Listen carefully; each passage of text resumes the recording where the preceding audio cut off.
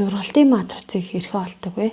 За бидэнд x, y координаттай p-ийг өгсөн гэж үзье. Тэгвэл үнийг p штрих-ийг хувиргахдаа дөрвийн координатыг хүү томьёогоор олох хувиргалт.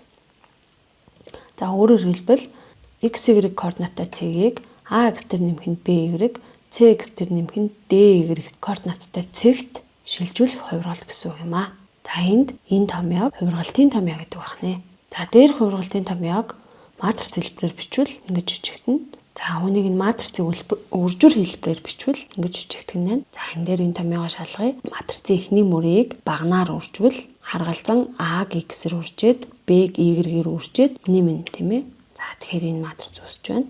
Хоёр дахь мөрийг багнаар харгалзан C-г x-ээр D-г y-гээр үржвэл CX дээр нэмэх нь DY үүсэж байна. За тэгэхээр ийм үржүр хэлбэрт бичиж болох нь байна. За тэгвэл хувиргалтынхаа томьёог матрицын үржүр хэлбэрээр ингэж бичиж болох нэ. За энд энэхүү матриц нь хувиргалтын матриц юм байна.